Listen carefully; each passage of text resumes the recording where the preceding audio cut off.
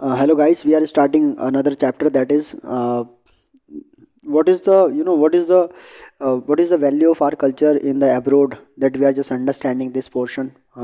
For that we need to understand first of all the introduction. India never invaded any country in her last 10,000 years of history. हमने कभी भी पिछले 10,000 के इतिहास में किसी भी देश पे कोई इन्वेजन नहीं किया, हमने कोई आक्रमण नहीं किया. But still there is a vast influence of Indian culture abroad. लेकिन फिर भी हमारे हिंदुस्तान का कल्चर जो है, उसकी उसकी जो संस्कृति, उसकी जो कला है, उसका जो इन्फ्लुएंस है, प्रभाव है, वो पूरी दुनिया पे कैसे है. Many small cultures were formed but they were confirmed to small regions. कई सारे कल्चर्स क्या कहते हैं, मतलब कि बने, लेकिन वो एक पर्टिकुलर एरिया तक ही सीमित रह गए. But Indian culture can be known as the first world culture. मतलब दुनिया का पहला क्या कहते हैं, वर्ल्ड कल्चर के रूप में आप देख सकते हैं इंडिया को. Who took Indian culture abroad. आखिर किसने इंडिया के कल्चर को जो है इंडिया से बाहर ले जाने में मदद की.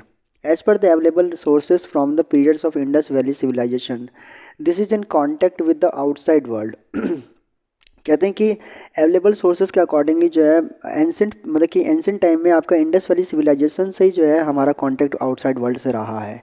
The Romans went abroad to Turkey and other from far places like Iran and Iraq. They also went to Europe where they came to be known as the first world culture. तो हम लोग Europe भी गए और waste Asia और इस तरफ जो है हमारा पूरा जाना आना लगा रहा. Trade activities started with the Vietnam. हमने अपना ट्रेड वियतनाम से किया, इटली से किया, चाइना से किया. In the pursuant of the same many migrated to these countries. कई लोग वहाँ से यहाँ माइग्रेट हुए. और carrying the legacy of our affluent culture. और कुछ लोग यहाँ से वहाँ माइग्रेट हुए, ठीक है ना, और उन लोगों ने हमारे कल्चर को जो है, हमारी लेगेसी ऑफ कल्चर जो है उसको बाहर ले जाने में उन्होंने काम किया.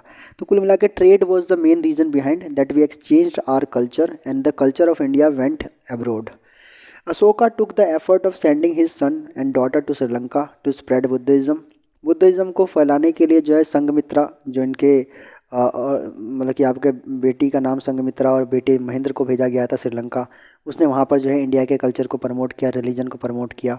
And in first century BC Indian traders travel to countries like Indonesia. India के ट्रेडर्स ने इंडोनेशिया में, कंबोडिया में जो है सर्च ऑफ गोल्ड के लिए जो है वहाँ गोल्ड की खोज के लिए, सोने की खोज में जो है वो लोग उधर साइड को गए. Kalinga dynasty established trade relation with the Sri Lanka. Kalinga का कहते हैं व्यापार जो है वो श्रीलंका के साथ चलता था. तो देख रहे हैं, एक तरफ हम इंडोनेशिया और आपका जो है कंबोडिया की तरफ निकले, एक तरफ हम श्रीलंका की तरफ निकले. कुछ लोग रोमन की तरफ से निकल गए, कुछ ईरान गए, कुछ चाइना गए. Visits of various travellers to India. कई लोग इंडिया आए. And other monks and missionaries abroad abroad also led to cross culture exchange across the geographical territories. तो जैसे कि कल्चर का एक्सचेंज होता है जब एक देश दूसरे देश के साथ ट्रेड में इन्वॉल्व होता है, तो वहाँ पे हमारा कल्चर भी एक्सचेंज होता ही होता है. यही एक मेन रीज़न भी था. Prominent ancient port of India अगर हम देखें पहले के टाइम पे, the naval trade with the various countries during the ancient and medieval times played a great role in spread of Indian culture abroad. तो ancient time में, medieval time में जो सबसे मेजर रोल जिसने प्ले किया था हमारे कल्चर को फैलाने में, वो था हमारा नवल ट्रेड. मतलब कि जो हम नेवी के माध्यम से जो ट्रेड करते थे, जो समंदर के रास्ते से हम जो ट्रेड करते थे, उसने बहुत इंपॉर्टेंट रोल प्ले किया. The detailed account of the ports in India, ports in ancient India can be found from the book Periplus of the Erythraean sea and Geographia. Geographia और पेरीप्लस जो है वो दो बुक के अंदर हम देख सकते हैं डिस्कस इसके बारे में. During Maurya rulers the Navadaksha superintendent of shipping use to look after the shipping administration. तो नवदक्ष जो है वो सुपरिटेंडेंट हुआ करता था, जो शिपिंग के एडमिनिस्ट्रेशन को देखा करता था मौर्य के टाइम पे. और उसके बाद द कोइंस नवदयकस, उसका कह रहा है the coins of last Satavahana king Yajna Shri Satakarni content the figure of ships. तो सातवाहना किंग जो है उसमें यजन श्री सतकर्णी जो थी वो कॉन्टेंट करती थी फिगर जो है of ships, probably indicating the naval strength of dynasty. तो इनकी नेवल स्ट्रेंथ जो थी काफ़ी अच्छी थी सातवाहना की, क्योंकि आफ्टर ऑल ये लोग कर्नाटका और महाराष्ट्र वाले पार्ट में थे. Let us now look at an illustrative list of prominent ports in ancient India. तो कौन कौन से पोर्ट्स हमारे यहाँ पे थे जो देख सकते हैं हम लोग. उसके बाद mathematics from India to abroad कैसे गया, that we need to understand. India invented the number system, India ने नंबर सिस्टम को इन्वेंट किया। Zero was invented by Aryabhatta, zero को आर्यभट्ट ने इन्वेंट किया। The value of P I was first calculated by Baudhayana and he also explained the concept of Pythagoras theorem, Pythagoras theorem को explain किया और साथ में जो है पी का जो है मतलब कि आपका जो है कैलकुलेशन भी किया था बोधियान ने। The concept of algebra, geometry and trigonometry also went abroad from India, जो अलजेब्रा है, जियोमेट्री है, ट्रिग्नोमेट्री है, वो भी जो है इंडिया से जो है अब्रोड गई थी। उसके बाद Indians as early as 500 BC had devised a system of different symbols from every number from 1 to 9। Indians as early as 500 BC, 500 BC में devise system of different symbols from every number from 1 to 9। This notation system was adopted by the Arab, इसको बाद में अरब ने हमसे लिया। जो कि बाद में इसे उन्होंने न्यूमरल्स कह के बुलाया। मोर ओवर द, जो हमने 1 से लेकर 9 तक जो संख्या बनाई, जो संख्या थी हमारी, उसको उन्होंने न्यूमरल्स कहा। And moreover the maritime traders took the decimal system to Arabia, और उसके बाद जो है मैरीटाइम ट्रेडर्स ने जो है डेसिमल सिस्टम को अरब तक जो ले जाने में भी काफ़ी मदद की। द अरब एक्नॉलेज्ड देयर डेप्ट to India by calling mathematics Hindi set, वो इन डेप्ट, वो कहते भी एक्नॉलेज भी करते हैं कि जो है मैथमेटिक्स कहीं ना कहीं इंडिया से उनके पास पहुंचा। The concepts were later adapted by western world from there, और वहाँ से फिर वेस्ट ने उसे एक्सेप्ट किया। ठीक है, उसके बाद the binary system was the binary number system was first described by the Vedic scholar Pingala. तो वैदिक के एक बहुत बड़े स्कॉलर थे पिंगला, उन्होंने बाइनरी नंबर सिस्टम को जो है वो मतलब कि इंट्रोड्यूस किया।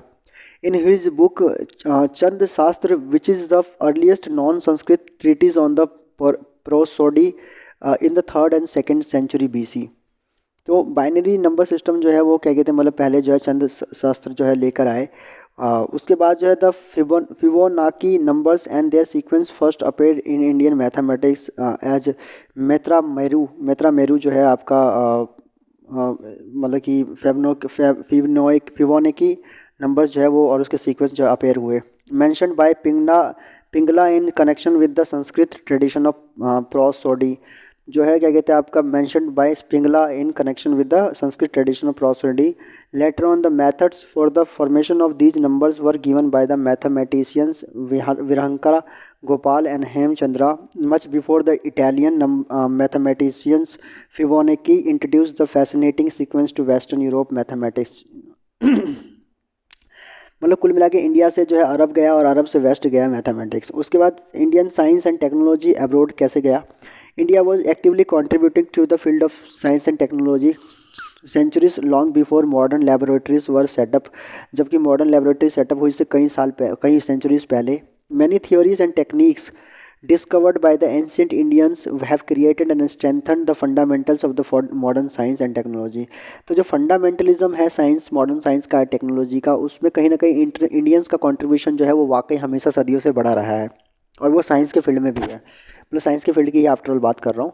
इंडियन साइंटिस्ट भास्कराचार्य जो थे, भास्कराचार्य जो थे, वो कंट्रीब्यूट उन्होंने किया था to world by rightly calculating the time taken by earth to orbit, earth से orbit earth to orbit the sun hundreds of years before the astronomer smart.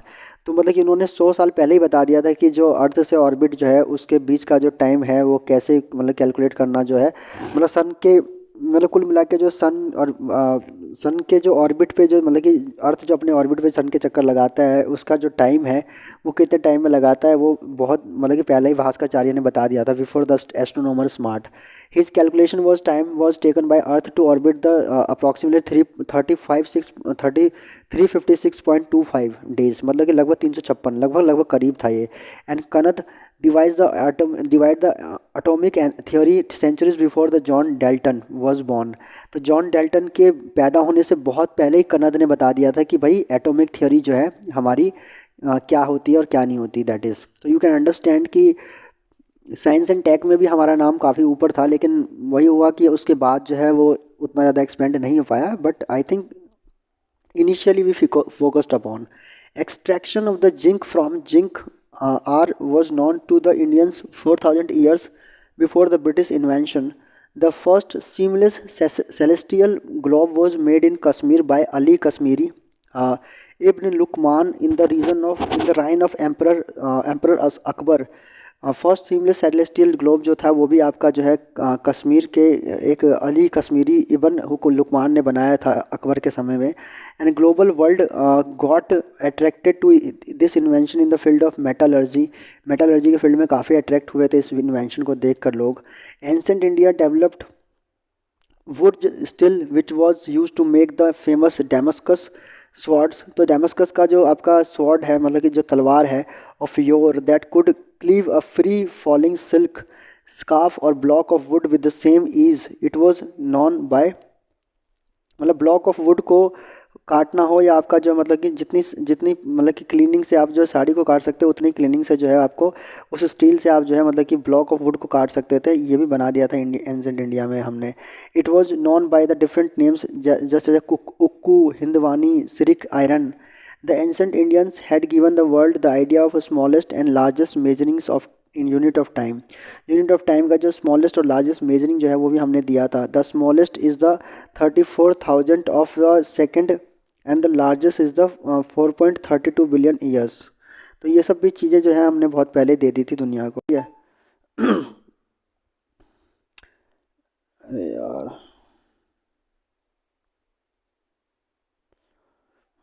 So what I was talking about. उसके बाद जो था क्या कहते हैं Indians were first to invent button को सबसे पहले इन्वेंट करने वाले भी हम ही लोग हैं। You know very well, you know these things. Ornamental buttons made from seashells were used in the Indus valley civilization by 2000 BC। तो कहते हैं कि Indians were first to use invent buttons, सबसे पहले बटन को भी हमने किया था invent. Ornamental buttons made from the seashell were used in the Indus valley civilization by 2000 BC।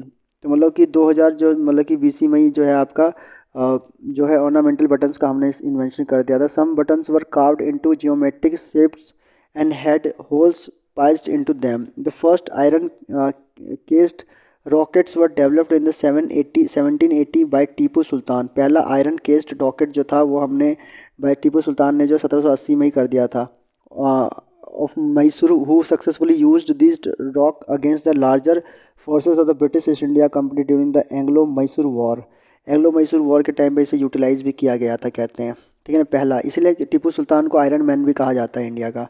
The shampoo originated from India. Shampoo जो है वो भी इंडिया से ऑरिजिनेट हुआ। The word shampoo is derived from the Hindi word champu and dates to 1762। 1762 में जो है ये स्टार्ट हुआ। Sushruta is the father of surgery 2600 years ago. He and health scientists of his time conducted complicated surgeries like cesareans, cataract, artificial limbs, fractures, urinary stones, and even plastic surgery. Uses of anesthesia was also known in the ancient time at the time of Susurat. तो देख सकते हैं आप कि science के field में भी India जो है काफ़ी आगे था। The first mention of leprosy is described in the Indian medical treatise Sushruta Samhita. Sushruta Samhita में जो है क्या कहते हैं मतलब इंडियन मेडिकल ट्रीटिस जो है वो मतलब कि उसमें बता रखा है आपका सुश्रुत संहिता के अंदर लेप्रोसी के बारे में। उसके बाद leprosy, the first mention of leprosy is described in the Indian medical treatise Sushruta Samhita. Sushruta Samhita में जो है इसके बारे में बता रखा है फर्स्ट मेंशन ऑफ लेप्रोसी। ठीक है। उसके बाद जो है contact surgery was first found in ancient India. Contact surgery भी जो है सबसे पहले फाउंड किया गया था एंसेंट इंडिया के अंदर। In India cataract surgery was performed with the curved needle used to loosen the lens and push cataract out of the field of vision. These methods were later spread in the outside world. ठीक है, इसको outside world में जो है मतलब कि बाद में लेके गए कॉन्टैक्ट सर्जरी को। Ayurveda is the earliest school of medicine known to humans. Ayurveda जो है वो पहला मतलब स्कूल ऑफ मेडिसिन है जो मतलब कि अगर इंसानों ने जाना। The concept of Ayurveda was prevalent even in the pre वैदिक पीरियड। वैदिक पीरियड से भी पहले इसमें मतलब कि इंडिया में इन्वॉल्व था। And as early as 500 BC Charaka the father of medicine consolidated Ayurveda 2500 years ago. 2500 साल पहले आज से जो है मतलब कि चरक ने जो है इसे कंपाइल कर दिया था।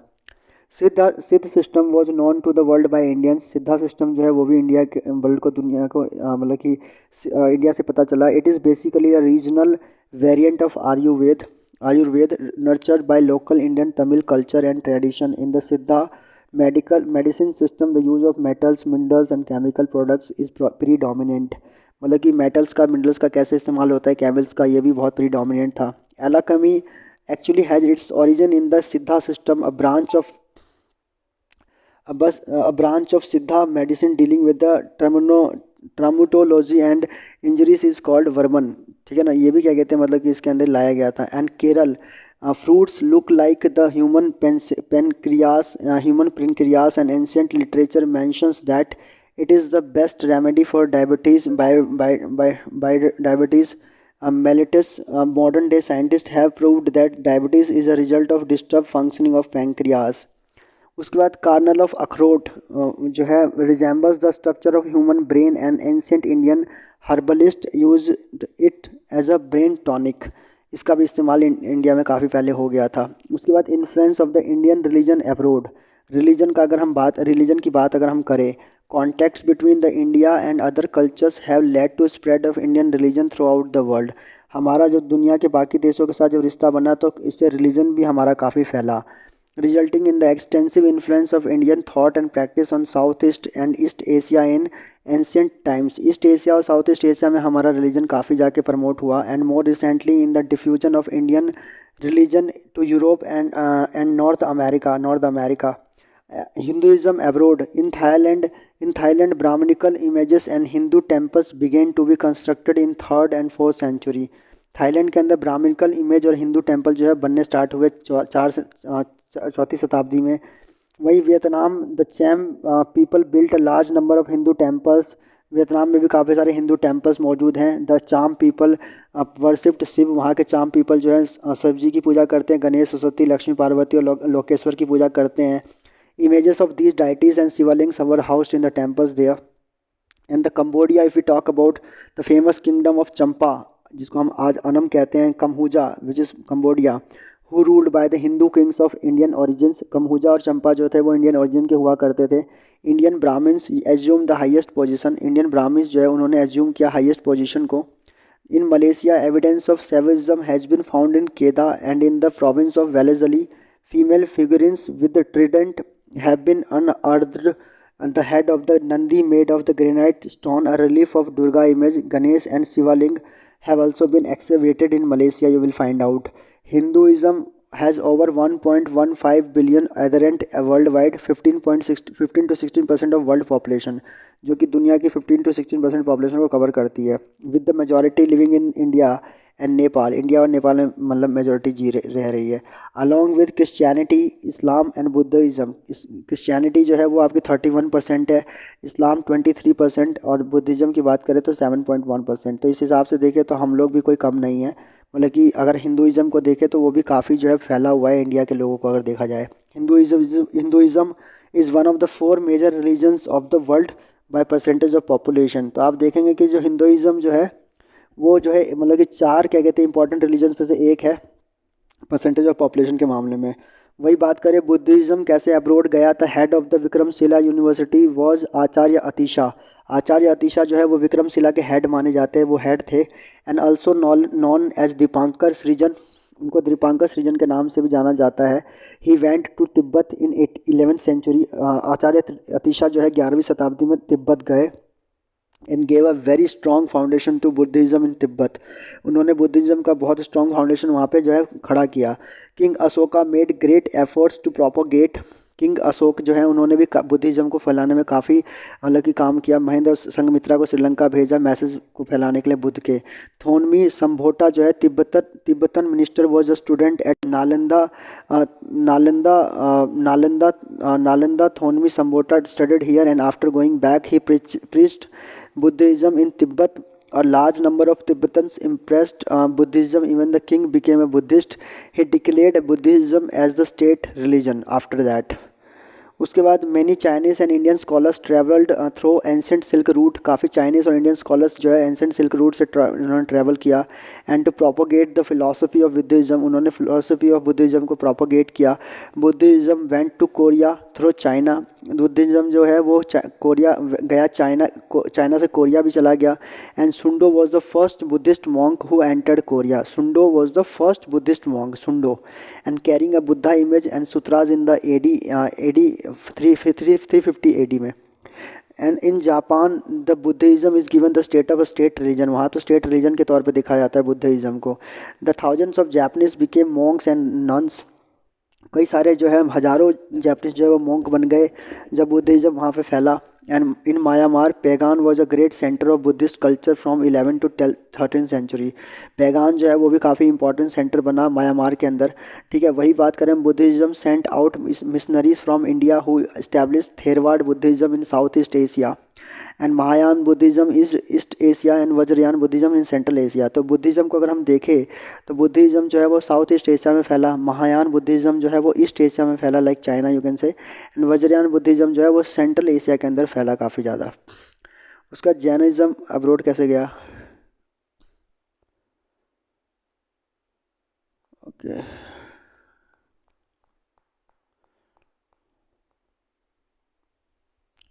Jain religion originated from more than 2500 years ago in India। Jain religion जो इंडिया में 2500 साल पहले आया।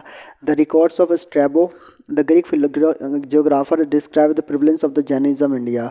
जिन्होंने बताया कि मतलब डिस्क्राइब किया है प्रिवलेंस ऑफ जैनिज्म इंडिया, उन्होंने अपने क्या कहते हैं स्ट्रैबो ने भी इस बात को रिकॉर्ड किया है। The Jain community has also participated in extensive diaspora. Jain भी काफ़ी ज़्यादा एक्सटेंसिव डायस्पोरा में पार्टिसिपेट करते हैं with several tens of thousands living in various part of the world. काफ़ी सारे जैन जो है दुनिया के अलग अलग हिस्सों में रहते हैं। Jain business families settled in east Africa several decades ago. Jain business जो है फैमिली वो ईस्ट अफ्रीका में रहते थे, बहुत पहले की बात है, बहुत डिकेट्स पहले। आफ्टर इंडियन इंडिपेंडेंस, इंडिया जब इंडिपेंडेंट हुआ तो some Jains settled in the Great Britain. काफ़ी सारे ब्रिटेन में रहने लग गए। And with the great influx from the East Africa during the expulsion of the all South Asia from Uganda under the rule of Idi Amin। लेकिन with the great influx of the East Asia during the expulsion of all South Asia, फिर क्या कहते हैं सारे के सारे जो है वहाँ से एक्सपेल कर दिए गए साउथ एशिया की तरफ फ्रॉम युगांडा। जब क्या कहते हैं वहाँ पे इदी आमीन जो है वो मतलब कि रूलिंग में आया, उसने कहा कि मतलब जितने भी नॉन मतलब कि आपके जो है युगांडियन है वो सारे के सारे यहाँ से निकल जाए। तो उनको वहाँ से वापस निकलना पड़ा। तो उसमें मोस्टली जो थे वो जैन ही थे। In Kobe Japan Jains participate in the diamond trade. वहाँ पे डायमंड ट्रेड में जो है यहाँ के जैन्स काफ़ी पार्टिसिपेट करते हैं। And Jains began migrating to the North America.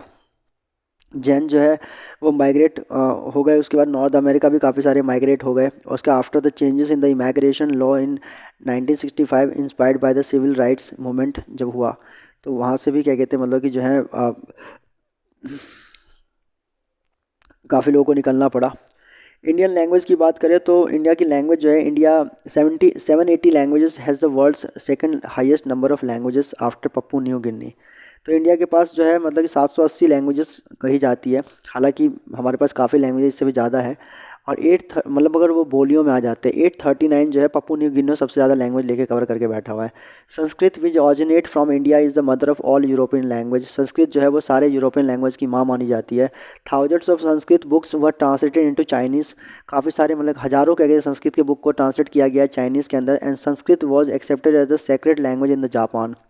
Sanskrit को जापान के अंदर जो है सेक्रेट लैंग्वेज के तौर पे देखा जाता है। Even today there is a keen desire among the Japanese scholars to learn Sanskrit. और वहाँ के जो जापानीज स्कॉलर्स हैं उनके अंदर बड़ी इच्छा है संस्कृत को सीखने की आज भी। Bengali language is also the official language of Bangladesh. Tamil language is also the official language of Sri Lanka and Singapore. Singapore के अंदर भी जो है तमिल जो है काफ़ी है वहाँ पे, ठीक है ना। And in Myanmar people developed their on Pali language. Myanmar के अंदर जो है वहाँ के लोग भी जो है उन्होंने पाली लैंग्वेज को डेवलप किया। And translated both Buddhist and Hindu scriptures in their version of Pali, ठीक है। Tibet the Thonmi Sambhota wrote Sanskrit grammar which is said to be the best on the grammar written by the Panini. तो Thonmi संभोट ने grammar लिखा जो कि पाणिनि पर based है संस्कृत का, ठीक है ना। And 9600 Sanskrit books were translated into Tibet, ठीक है। तब से तिब्बत में इतनी सारी बुक्स को ट्रांसलेट किया जा चुका है।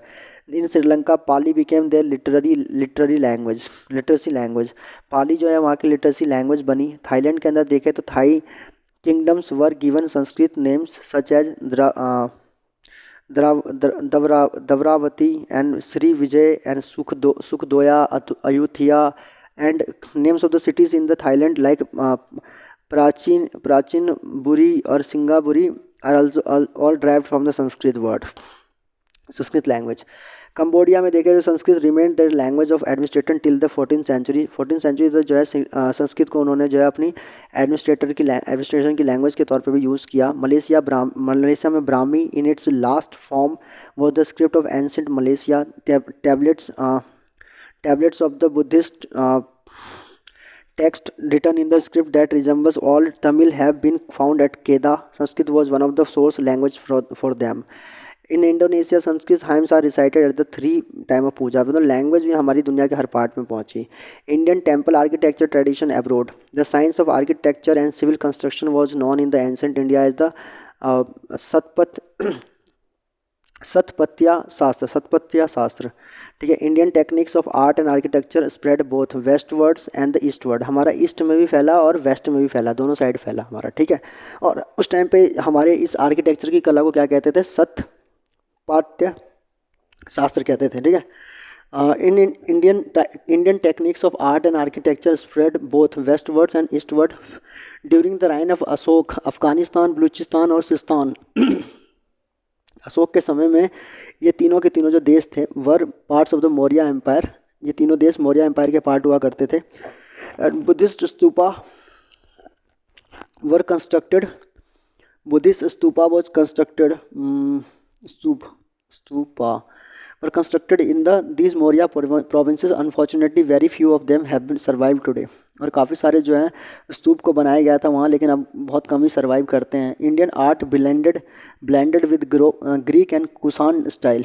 इंडियन आर्ट जो है वो ब्लेंड हुआ ग्रीक और कुषाण के स्टाइल के साथ and spread into the central Asia में फैला ये.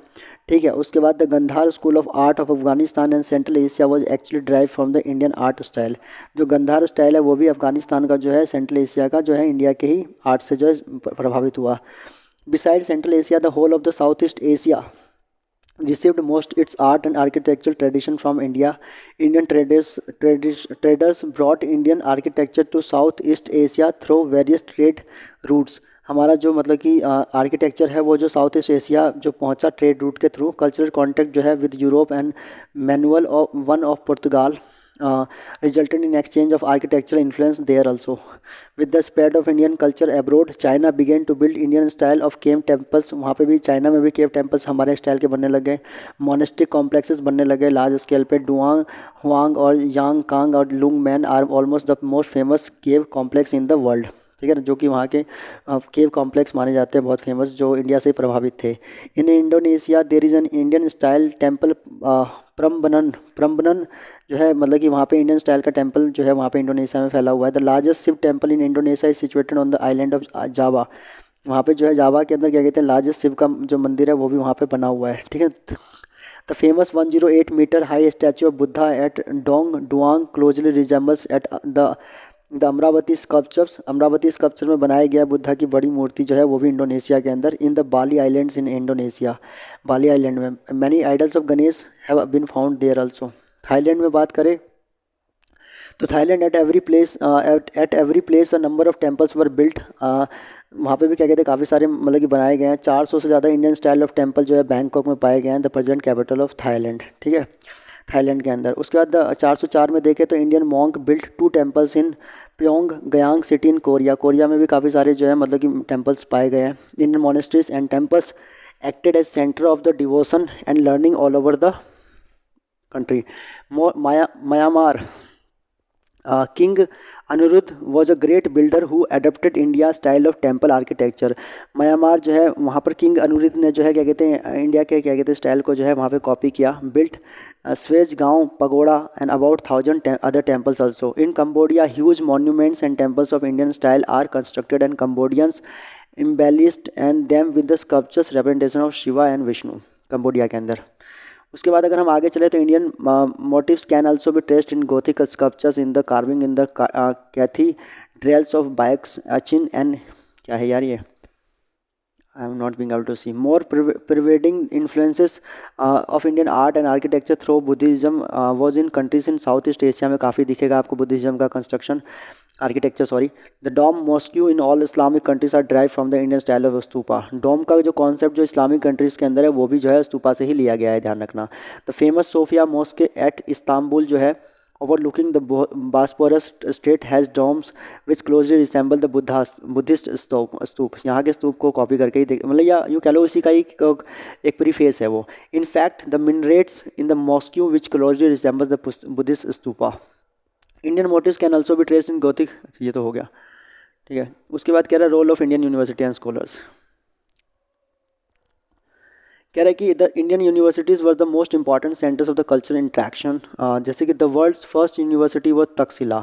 दुनिया की पहली यूनिवर्सिटी के रूप में अगर हम देखें तो तक्षशिला को हम कह सकते हैं, जो कि इस्टेब्लिश हुआ अराउंड 700 BC, 700 BC में जो है ये बना, ठीक है. 700 BC समझ रहे हैं कब, मतलब कि कभी ये हरियंका डायनेस्टीज और ये सब भी नहीं थे, बल्कि जैन बुद्ध कोई भी नहीं था. More than 10,500 students from all over the world studied more than. पूरे दुनिया से जो है 10,500 से ज़्यादा स्टूडेंट यहाँ पढ़ते थे एंड 60 सब्जेक्ट जो है वहाँ पे पढ़ाया जाता था. And that's how the influence of Indian universities went abroad. और वहाँ से जो है यूनिवर्सिटी का कॉन्सेप्ट जो है दुनिया भर में फैला. द नालंदा महाविहारा मतलब 700 BC में जो है आपका जो है बना तक्षशिला. 10,500 से ज़्यादा स्टूडेंट पढ़ते थे उस ज़माने में और 60 से ज़्यादा अलग सब्जेक्ट्स पढ़ाया जाता था. The Nalanda Mahavihara established in the 5th century AD, 5 century AD में से इस्टेब्लिश किया गया. was one of the greatest achievement of India in the field of education. Huang Sang, a Chinese Buddhist traveler, studied at Nalanda for 2 years under the guidance of सेलभद्र. सेलभद्र के guidance में Huang सांग जो है वो 2 साल India में पढ़े. उसके other scholars associated with the Nalanda Mahavihara included Aryabhata, Atisha Dignaga, Dharmapala और नागार्जुन जो है मतलब कि वो है. अच्छा, इसे कुमारगुप्त ने बनाया था, क्या कहते हैं, नालंदा महाविहार को. उसके बाद विक्रमशिला जो है वो आपका धर्मपाल, हाँ धर्मपाल ने बनाया था शायद, ठीक है. उसके बाद जो है was another university that was situated on the right bank of Ganges. ये जो राइट बैंक ऑफ गंगेज में सिचुएटेड था.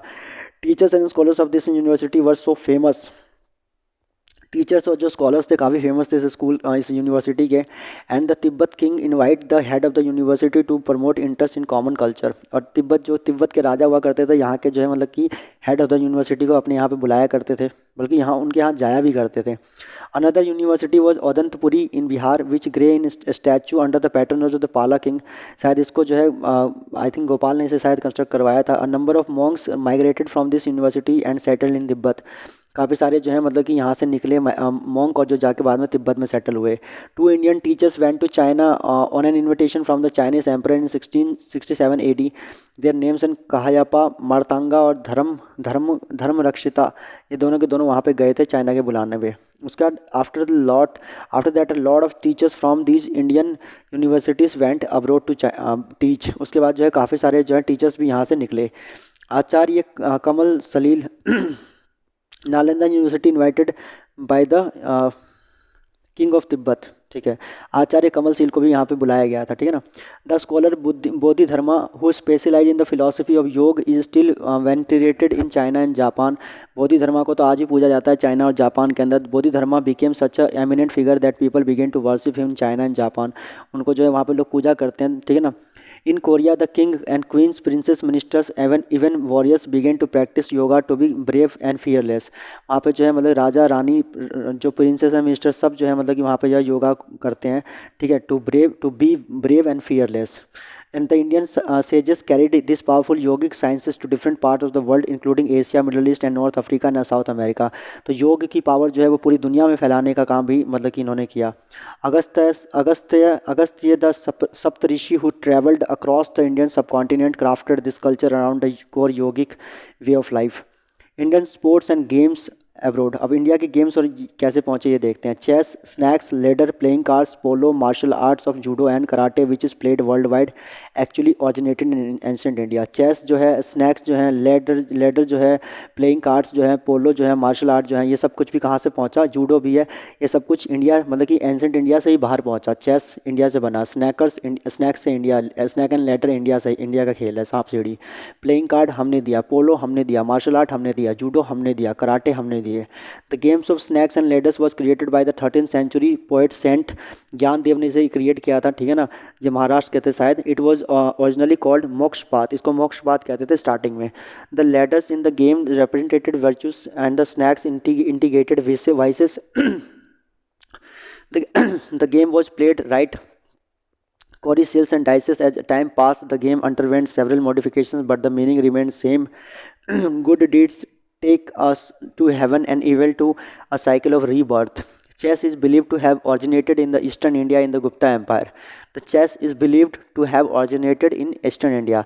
Chess जो है वो ईस्टर्न इंडिया में जो है वो हुआ, मतलब कि इस्टेब्लिश गुप्ता एम्पायर के टाइम पे शायद। Very it is early from war was known as the chaturanga. Starting में इसको चतुरंगा कहते थे। And it also finds its mention in the Mahabharat.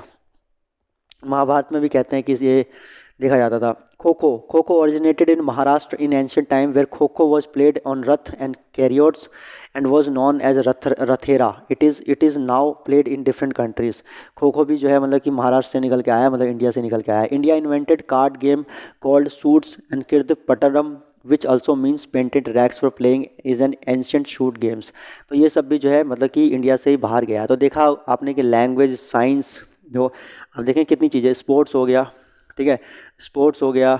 उसके बाद आपका जो है मतलब यूनिवर्सिटीज़ के जो लर्निंग्स हैं वो गई, ठीक है। उसके बाद आपने देखा होगा क्या कहते हैं, आर्किटेक्चर हो गया आपका, उसका लैंग्वेज हो गया, रिलीजन हो गया, सब कुछ मतलब कि हम लोगों ने इंडिया से बाहर शेयर किया है। चाहे फिर उसके बाद आपको उससे पहले आपका साइंस एंड टेक्नोलॉजी और मैथमेटिक्स हो, ठीक है ना, ये सारी चीज़ें जो है मतलब कि हमारी गई। और गई किससे? सबसे बड़ा मीडियम जो था वो था आपका ट्रेड एंड कॉमर्स। तो ये था हमारा chapter and I hope you understood it very well.